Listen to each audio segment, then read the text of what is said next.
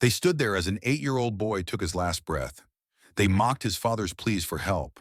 They thought their badges made them untouchable. They believed the story would end right there, on that cold patch of asphalt. They didn't realize they weren't just ending a child's life. They were creating a ghost whose only purpose would be to hunt them. So stick with me, and I will take you deep into the heart of a man who lost everything.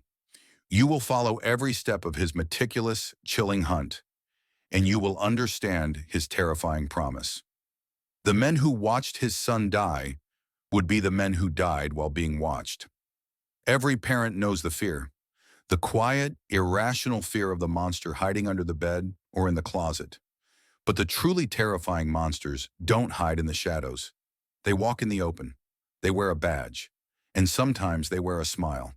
This is the story of a father who came face to face with those monsters. This is the story of the last bedtime story. The night was quiet in Crestwood City, the kind of deep, peaceful silence that settles over a neighborhood long after the sun has gone down. Inside a small second-floor apartment, Samuel Sam Jones had just finished reading a story to his son. 8-year-old Leo was tucked into bed, his eyes bright with the lingering magic of tales about starships and alien planets. Leo was Sam's whole world, a brilliant, funny, curious boy who just happened to have asthma. It was a part of their life, a constant they managed with practiced calm, an inhaler on the nightstand, another in his school bag, a spare in the kitchen. It was their routine, their normal. "One more question, Dad," Leo said, his voice already a little sleepy. Sam smiled, closing the book. "Just one, Space Cadet. Do you think there are superheroes on other planets?" "I think," Sam said, leaning down to kiss his son's forehead, "that a good dad is the only superhero a boy really needs." Leo giggled, a soft, happy sound that filled the small room. "Good night, Dad." "Good night, son." Sam turned off the light and stepped into the hallway, leaving the door cracked just a little, the way Leo liked it. He felt a deep, profound sense of peace. In a world that was often hard and unforgiving, this little boy was his anchor, his reason. 10 minutes later, he heard the first cough. It was small at first, then another, harsher one. Sam's parental instincts flared. He walked back into the room to see Leo sitting up in bed, his breathing shallow and quick. "Hey, buddy, you okay?" Leo shook his head, his eyes wide with the first flicker of panic. "It's tight, Dad." Sam's heart rate quickened, but he kept his voice calm. "Okay, let's just use your inhaler. Nice and slow." He reached for the nightstand. It wasn't there. They must have left it in the living room after watching a movie earlier. "No problem, son. Let's get some fresh air while I grab it." He scooped Leo into his arms and carried him out onto the small landing at the top of their apartment's outdoor staircase. The night air was cool, but as Leo took a breath, it came out as a ragged, desperate wheeze. The tightness wasn't getting better. It was getting worse, and it was getting worse, fast. That's when the headlights sliced through the darkness. A Crestwood City patrol car screeched to a halt on the street below them, its lights painting the brick wall in strobing flashes of red and blue. The car doors slammed open, and two officers, Kincaid and Russo, stepped out. They didn't look like they were there to help. Their eyes were cold, their bodies tense, their hands already resting on their belts. They saw Sam, a large black man, holding his struggling son, and their minds had already passed judgment. "What's going on here?" Kincaid's voice was sharp, accusatory. Sam, his focus entirely on his son, barely looked at them. "My son, he can't breathe. He's having an asthma attack. I need his inhaler. It's just inside." Kincaid exchanged a look with Russo. It was a look of bored, cynical disbelief. "An asthma attack, huh?" Kincaid said with a smirk. "He's probably just acting up to get attention. Kids these days." Sam's head snapped up, his panic momentarily eclipsed by a flash of pure rage. "He's not acting up," he yelled, his voice cracking. "He's 8 years old. He needs help." Russo just sighed, pulling out her smartphone. She began scrolling through it, bathed in the cool, indifferent glow of the screen, as if this whole situation was just an annoying interruption to her night. Leo's small body began to tremble in Sam's arms. His wheezing grew louder, a desperate whistling sound. "Dad!" he gasped, his small hands clutching at his own chest. His lips were starting to turn a pale, bluish color. "I'm right here, son. I'm right here." Sam turned back to the officers, his voice now a raw, desperate plea. "Please, please, just let me go inside for 2 seconds. His inhaler is right there, on the coffee table. You can see it from here." Kincaid took a slow step forward. "I said, stay right where you are. Don't move." "But he's dying!" Sam screamed, tears now streaming down his face. "Can't you see he's dying?" The officers just stared. They watched Leo struggle as if they were watching a television show. Russo didn't even look up from her phone. Kincaid's smirk had been replaced by a blank, cold emptiness. They did nothing. They said nothing. They just watched. Sam felt a wave of absolute, soul-crushing helplessness wash over him. These people, the ones who were supposed to protect and serve, were watching his child suffocate. "Daddy," Leo whispered, his voice barely audible, his eyes pleading. "I can't breathe." Those were his last words. Leo's body went limp in Sam's arms. His eyes rolled back. His chest, which had been heaving so violently just a moment before, was suddenly terribly still. For a moment, the world stopped. The only sound was the distant city hum and the pounding of blood in Sam's own ears. He looked down at the lifeless body of his son, his mind unable to process what had just happened. A silent scream ripped through his soul, a sound of such profound agony that it had no voice. Then the officers moved, not with compassion, not with urgency, but with cold, practiced procedure. "Put the boy down," Kincaid ordered, his voice flat. Sam couldn't move. He just knelt there on the cold concrete landing, clutching his son's body.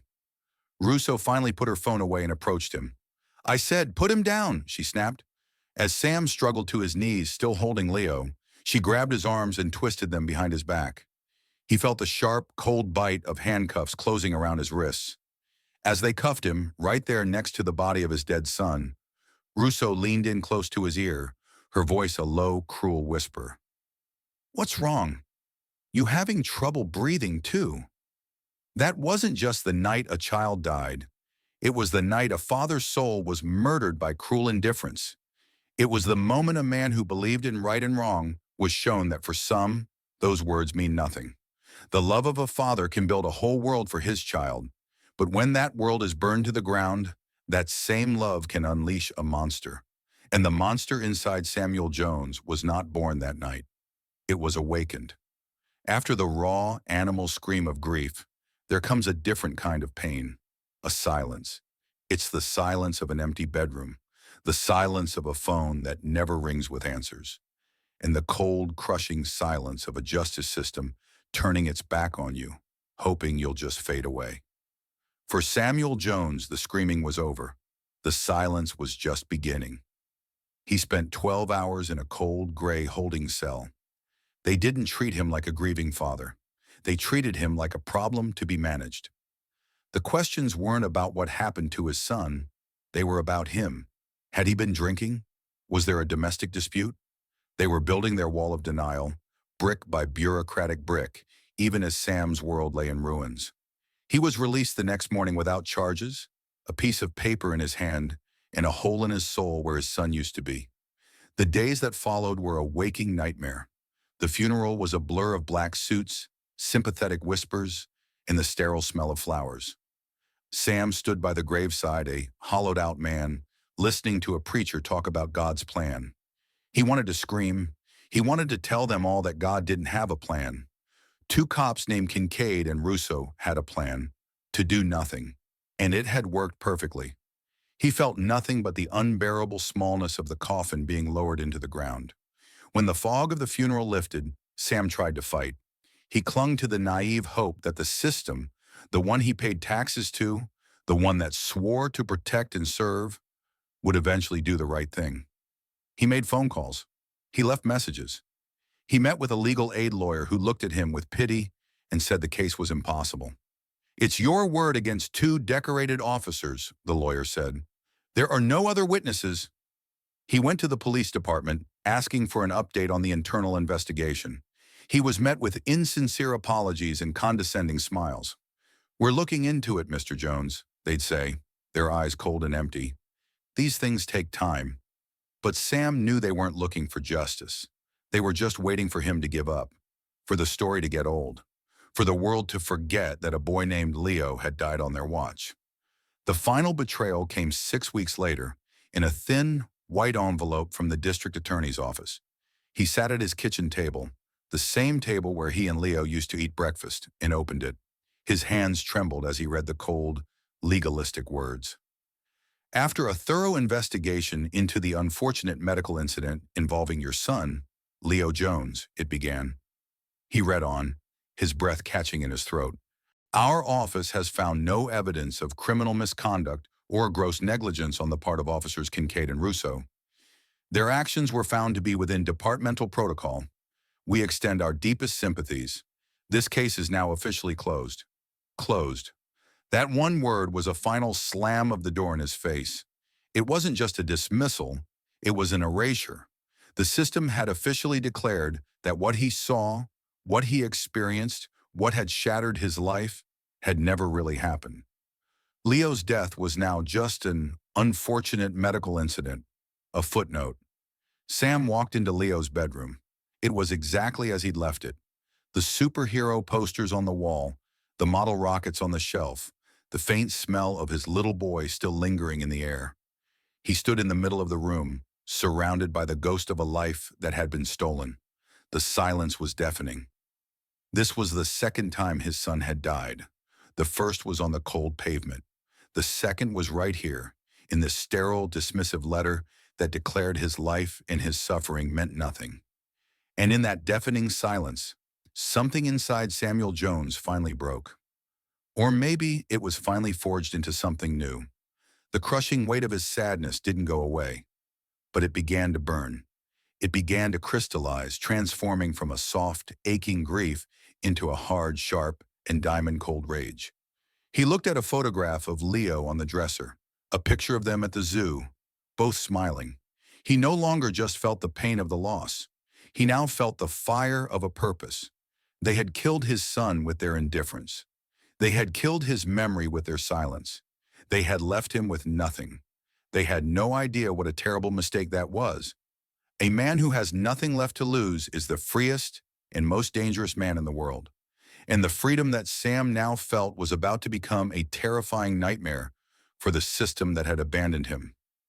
Rage alone can't win a war. Rage is a fire that burns hot and fast, but it burns out, leaving nothing but ash. Samuel Jones knew this. He knew that the white-hot inferno of his anger needed to be controlled. It needed to be channeled, cooled, and shaped into something harder, sharper, and far more deadly than simple emotion. It needed to become a weapon. This is the story of how a grieving father forged himself into a ghost. The day Sam threw away the letter from the DA's office was the day the old Sam Jones truly died.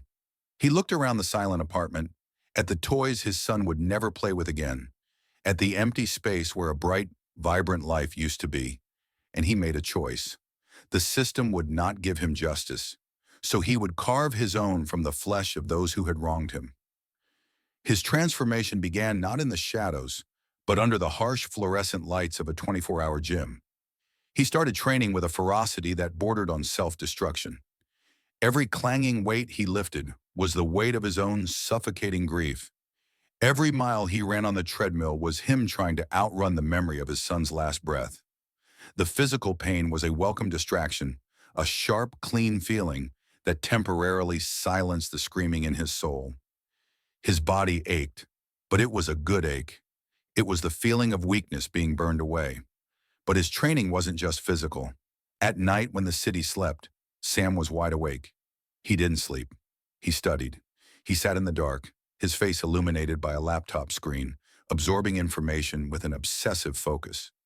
He watched videos of real-life vigilantes, not for inspiration, but for tactical analysis. He learned how to move without being seen, how to exploit blind spots in surveillance, how to remain invisible in a world of a million cameras. Emotionally, he began to build a wall around himself, brick by painful brick. He stopped answering calls from his sister. He ignored texts from concerned friends. He knew that their love, their sympathy, was a weakness he could no longer afford. One evening, his phone buzzed. The screen read, "Mom." He stared at it for a long, agonizing moment. His finger hovered over the green answer button. He could hear her worried voice in his head, but he just closed his eyes, silenced the call, and put the phone face down. To walk the path he had chosen, he had to walk it completely alone. He knew he couldn't do this with just his own two hands. He needed tools. He needed access to a world he had left behind a lifetime ago. With a heavy heart, he made a call he swore he would never make again. The meeting took place in a dark, empty parking garage. A figure emerged from the shadows. His name was Silas. They had grown up together, but their paths had diverged sharply. Sam had chosen a quiet life. Silas had not. Silas looked at his old friend, and his usually cynical eyes filled with something that looked like pity. "Sam," he said, his voice a low rumble, "you look like hell." "I need your help, Si," Sam said, his voice flat, devoid of emotion. "I heard about your boy. I'm sorry." Silas paused. "You know whatever you're planning. There's no coming back from it, right? Once you step over that line, you can't ever step back." Sam just looked at him, and the cold emptiness in his eyes gave Silas his answer. There was nothing left to come back to. A week later, a plain cardboard box was left on Sam's doorstep. Inside, there was no note, just the tools. A set of high-tech wireless surveillance cameras, small enough to be hidden anywhere, a pair of GPS trackers. And at the bottom, wrapped in oilcloth, was an untraceable handgun with a heavy, custom-made silencer. Sam picked up the gun. It was cold and heavy in his hand. There was no thrill, no rush of power, just the solemn, undeniable weight of finality. This was it, the point of no return. The grieving father was gone. The man holding this gun was someone else entirely, a hunter, an executioner, a ghost. That very night, the hunt began. Sam sat in a nondescript car a block away from Officer Kincaid's house. He watched the man through binoculars, learning his patterns, his routines. Under the cover of darkness, he placed a tracker on Kincaid's car. He planted a listening device near a window. He was no longer reacting. He was planning. He was in control. The man who once read bedtime stories about superheroes was now preparing to become a real-life monster. Preparation is the key that turns the impossible into the inevitable. The ghost had been forged. The weapons had been acquired. The prey had been marked. Now it was time for the haunting to begin. Every war begins with a single shot, a moment that shatters the peace and makes the conflict real. Samuel Jones's war wouldn't begin on a battlefield. It would begin in the back alley of a crowded bar, with a muffled cough from a silenced pistol. The first debt was about to be paid. This is the story of the first name on the list. For 3 weeks, Sam watched. He was a shadow, a whisper, a ghost that the city had already forgotten. He learned the routines of his targets with a monk-like patience, and he learned that Officer Kincaid, the man whose mocking smirk was burned into his memory, had a weakness. Every Friday night, like clockwork, Kincaid would end his shift and head to a dingy, cop-friendly bar called the Blue Line to drink away the week. He thought it was his sanctuary. Sam knew it was his execution chamber. On a cold Friday night, Sam walked through the door. The wave of noise and stale beer smell hit him, but he didn't flinch. His heart was a cold, steady drum in his chest. He wore a simple work jacket and a baseball cap pulled down low, making himself invisible. Just another face in the crowd. He saw him immediately. Kincaid was at the bar, his back to the door, laughing loudly with a few other off-duty cops. He was holding a beer, his face flushed, his guard completely down. He was a man without a care in the world, a man who slept soundly at night. Sam felt a surge of white-hot fire in his gut. The image of Leo gasping for air flashed in his mind. He saw Kincaid's smug face from that night, heard his cruel words echoing in his ears. But he pushed it all down. Rage was a sloppy weapon. He was here to be a surgeon. He took a small booth in the darkest corner of the bar, ordered a glass of water, and he waited. He watched for 2 hours. He watched Kincaid down 3 beers, then 2 shots of whiskey. He watched him get louder, more obnoxious, slapping his friends on the back. He watched a man who had stood by and observed the death of a child without an ounce of remorse. The more Sam watched, the less human Kincaid became in his eyes. He was no longer a man. He was a target, a symbol, the first name on a list. Finally, Kincaid pushed himself away from the bar, clapping a friend on the shoulder. He staggered towards the back of the building, toward the restroom and the rear exit that led to the alley. This was the moment Sam had waited for. He slipped out of his booth, moving with a fluid grace that belied his size. He was a phantom, melting through the crowd, unnoticed. He pushed open the heavy back door and stepped out into the cool, damp air of the alley. The noise of the bar was instantly muffled, replaced by the quiet hum of a faulty neon sign and the drip of water from an overflowing gutter. He hid behind a large dented dumpster, his heart now pounding not with rage, but with a cold, clear purpose. He practiced the moment in his mind, just as he had 1,000 times before. His hand rested on the grip of the silenced pistol tucked into his jacket. The bar door creaked open, spilling a rectangle of yellow light into the grimy alley. Kincaid stumbled out, muttering to himself, fumbling for a cigarette. He was drunk, clumsy, and completely oblivious. He was a lamb wandering into the wolf's den. Sam took a single deep breath, and then he moved. His footsteps were completely silent on the cracked concrete. He closed the distance between them in 3 long strides.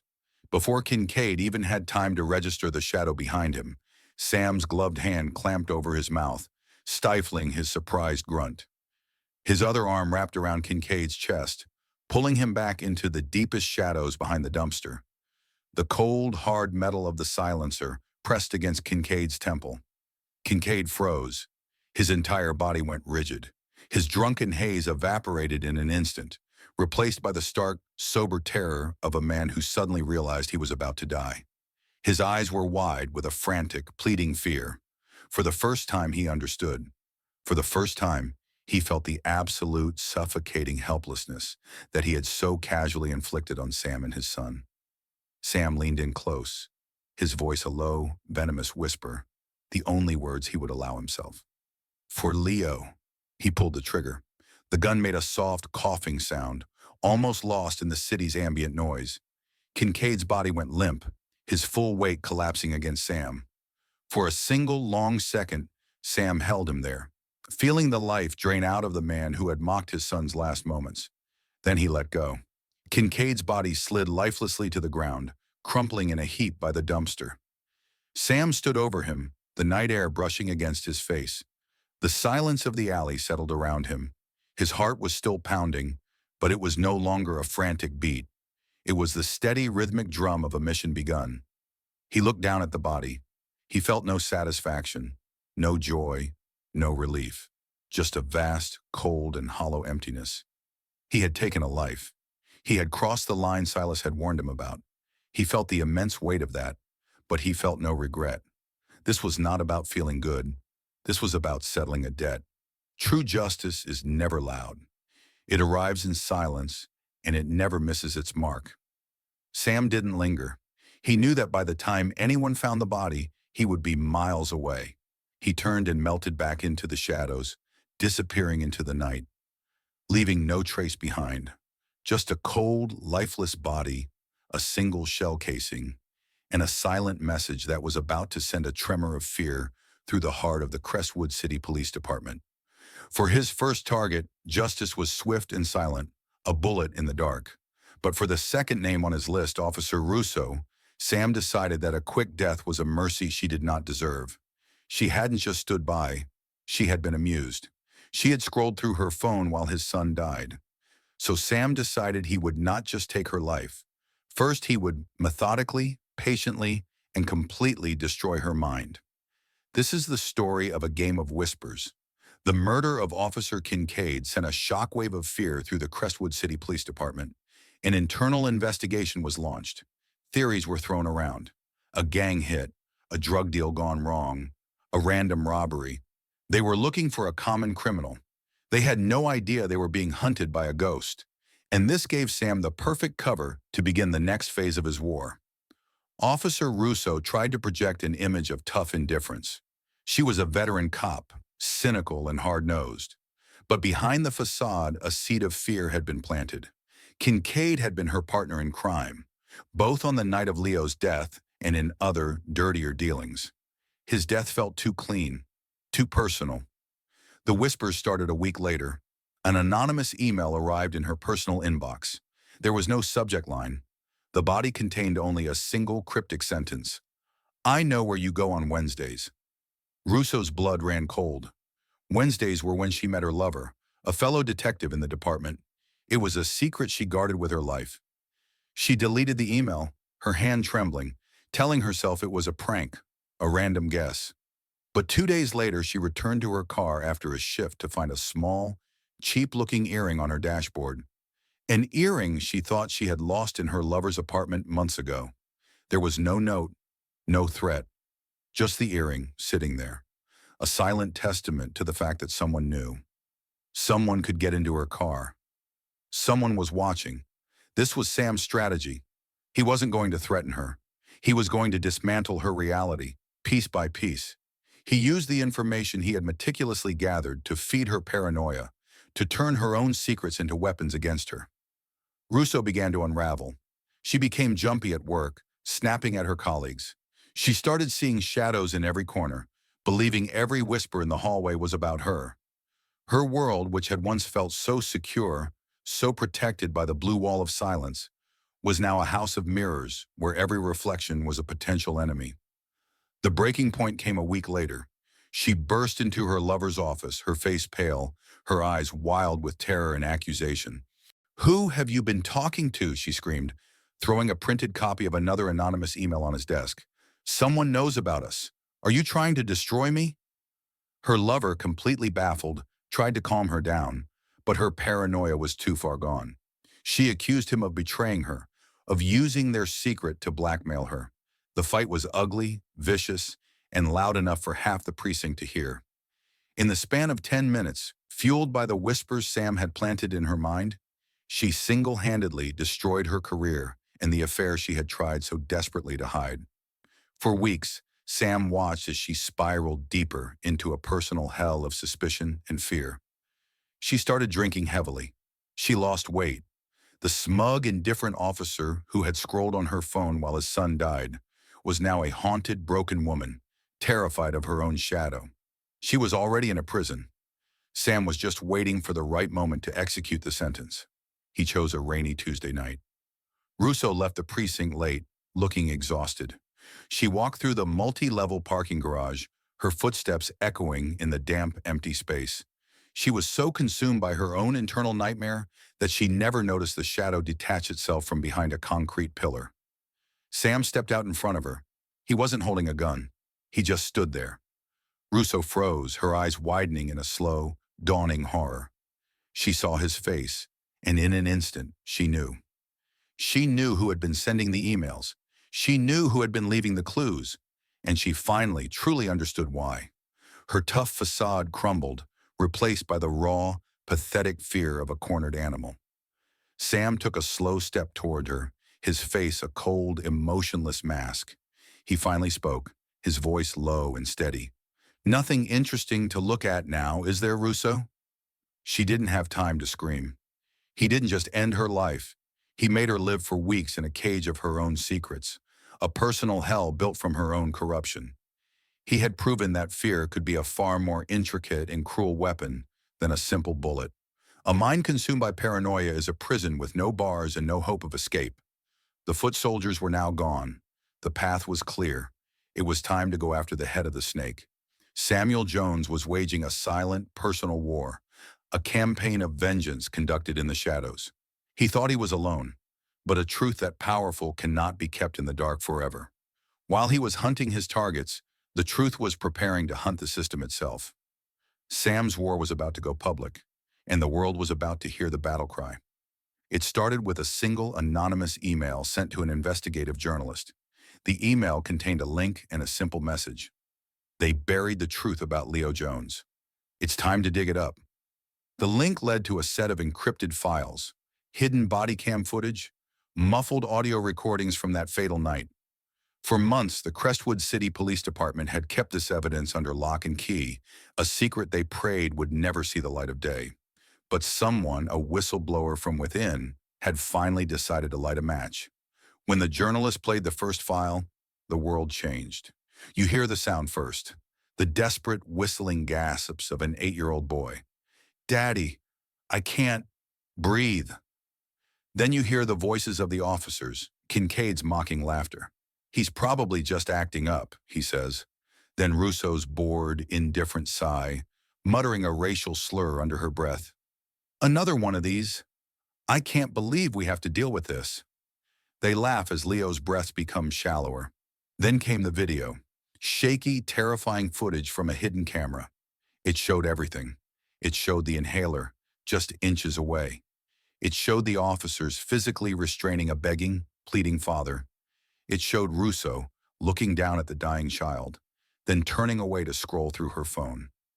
It was a recording not just of negligence, but of a deep, soul-crushing cruelty. It was the undeniable visual proof of everything Sam had suffered. The footage didn't just leak, it detonated. Within hours, it was everywhere. It spread through social media like a digital wildfire. News outlets broke their regular programming to air the horrifying clips. The hashtags Justice for Leo and Chandrashami Say His Name trended worldwide. The nation was horrified. People from all over the country saw what Sam had seen. They heard what Sam had heard. The brutal, systemic indifference of the officers and the horrific price a little boy had paid for it. The city of Crestwood was the first to feel the fire. The public outrage was swift and fierce. That evening, protests erupted. It started with a few hundred people outside police headquarters. By the next day, it was thousands. People marched through the streets, their faces a mixture of grief and rage, demanding justice for Leo Jones, demanding answers that the system had refused to give. They carried signs with Leo's smiling face on them. They chanted his name until their voices were hoarse. "Justice for Leo! No more silence!" The words echoed off the downtown buildings, a powerful roar of collective pain. People from all walks of life, parents, students, workers of all races and backgrounds, came together, united by a single undeniable truth. This was not just a mistake. This was an injustice, and it could not be ignored. From a darkened window in a building overlooking the main square, Sam watched it all. He saw the sea of people. He saw his son's face, a face he now only saw in his nightmares, held up as a symbol of a movement. A strange, powerful mix of emotions washed over him. For the first time since that night, he wasn't alone in his grief. The entire city was grieving with him. They were screaming the rage that he had been forced to hold inside. But there was also a profound, aching sadness. He had started this war, but he could never be one of them. He could never stand among them, chant his son's name, and demand justice. He was their ghost, their catalyst, but he was forever an outcast. He had sought justice in the shadows, with a gun and a plan. They were seeking it in the light, with their voices and their unity. He watched them, a solitary figure hidden from the world, a father watching a memorial for his own son that he could never attend. Then a cold realization cut through his emotions. This chaos, this citywide distraction, the police force was stretched thin, their focus entirely on controlling the protests. Every officer, every camera, every eye was on the streets. No one was looking at the heart of the system. No one was watching the man at the top who had orchestrated the cover-up. Deputy Chief Miller, this public firestorm was the perfect cover. The voice of one person can be silenced, but the roar of a crowd cannot be ignored. And while the entire city was roaring for justice in the streets, the ghost was preparing to move through the shadows, heading straight for the king on his throne. You can cut the limbs off a serpent one by one, but the beast will not die until you find the courage to face its head. The soldiers were gone. The system was exposed and burning. Now there was only one target left, the general, the architect of the cover-up, the man who sat at the top of the pyramid of lies. This is the story of how Samuel Jones went to cut off the head of the snake. While Crestwood City raged outside, the police headquarters was a fortress under siege. Barricades lined the streets, and every entrance was guarded. But the department's attention was focused outward, on the sea of angry faces and protest signs. They never thought the real threat was already preparing to move from within. Sam had been planning this for weeks. He knew the building's layout better than some of the officers who worked there. He used the roar of the protest as his cover. He slipped into a service alley, scaled a fire escape he knew was never watched, and entered the building through an unlocked window on the third floor. He moved through the corridors like a ghost. The building, usually buzzing with a sense of untouchable authority, was now eerily quiet on the upper floors. His footsteps made no sound on the tiled floors. His movements were smooth, deliberate, the culmination of all his training.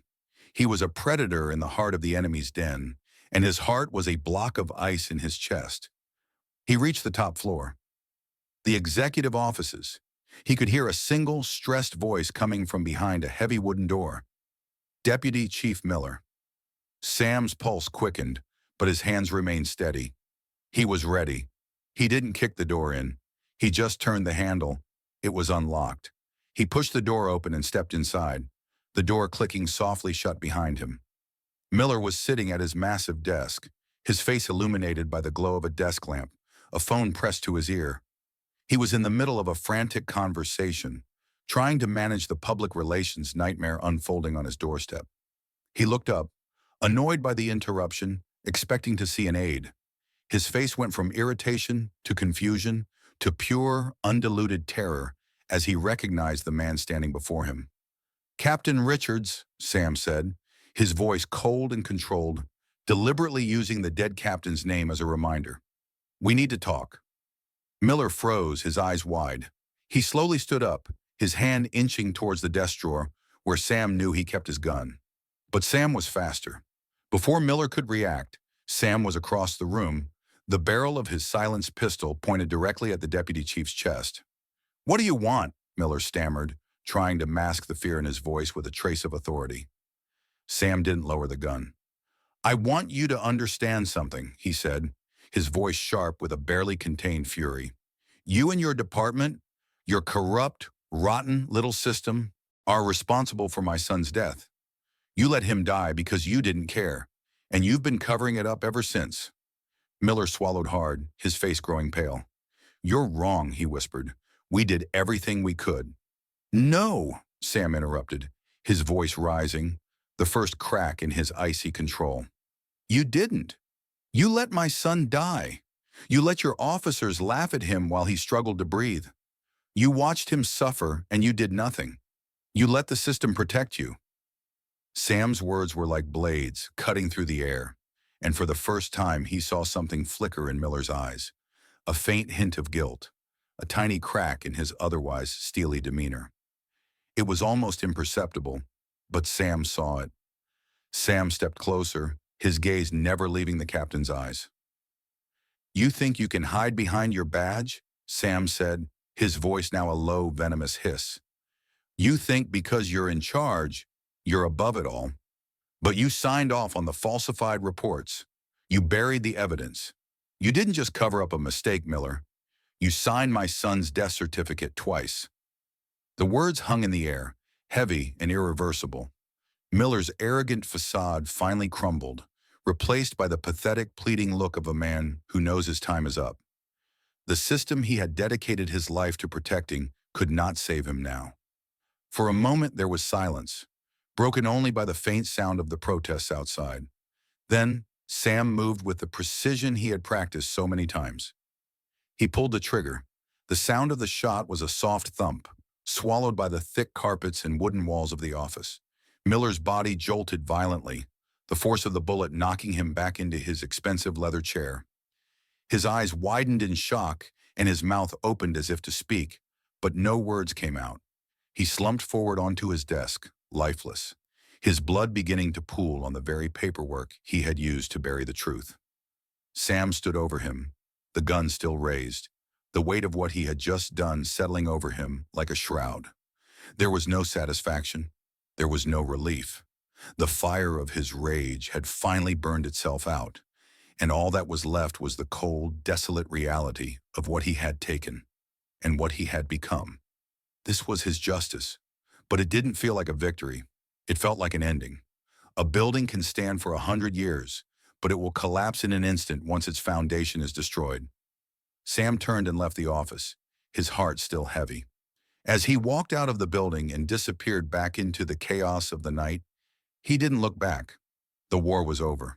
The fight was done. The ghost of Crestwood City had finally found its peace, or so he thought. The ripple effects of Sam's final act hit the department like a tsunami. The death of the deputy chief sent a shockwave of terror and chaos through the entire police force. The foundation of their corrupt world had crumbled.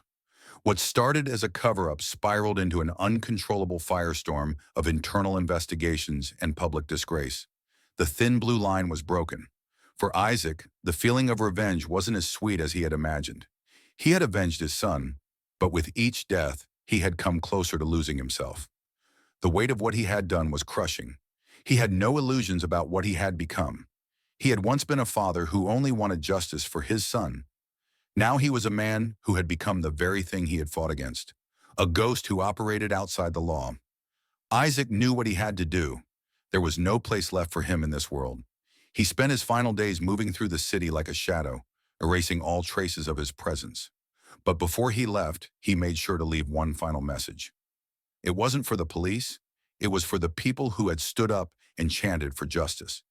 His last act was a letter, left in a place where it could not be ignored. It urged them to keep fighting, to keep demanding accountability, to never let the system's oppression go unchecked. And with that, Isaac disappeared. Like smoke in the wind, he was gone. His disappearance was both a victory and a tragedy. He had avenged his son, but in doing so, he had lost himself, a man who could never return to the life he had known. The city moved on. The protests quieted. But his internal struggle never would. Somewhere, he was living out his days in the shadows, unable to shake the ghosts of his past. The city of Crestwood would never be the same. The chaos had forced a reckoning. In the wake of the destruction, a collective resolve emerged. The people refused to let Leo's death be forgotten. Every year, a vigil is held in his honor. In the park where he used to play, a small statue was erected, the figure of a young boy, his face etched in bronze, gazing up at the world. It's a reminder of the price of silence and the cost of ignoring the cries of the voiceless. Isaac's story became a lesson, a sobering commentary on the lengths a person will go when the system that should have protected them turns its back. His transformation from a grieving father to a relentless avenger shows the devastating effects of unchecked power and the terrible consequences of indifference. His legacy is not one of vengeance alone, but of the terrifying question it forces us all to ask. What price are you willing to pay to ensure that no one else suffers as you did? Isaac sacrificed everything, his peace, his identity, his soul, in his pursuit of justice for his son. And while his story ended in silence, the reverberations of his actions will be felt forever. If the story of Isaac and the family he lost has touched you, if it has forced you to confront these difficult questions, help us share it. The fight for a just world continues, fueled by the memory of those who gave everything to ensure that no one would forget. Let us know in the comments. In the end, what is Isaac's true legacy? Is he a hero, a monster, or a tragic cautionary tale? And while you're down there, hitting that like button if you believe these are conversations we need to have, and subscribing to the channel, it helps us continue to explore these difficult stories. Thank you for listening.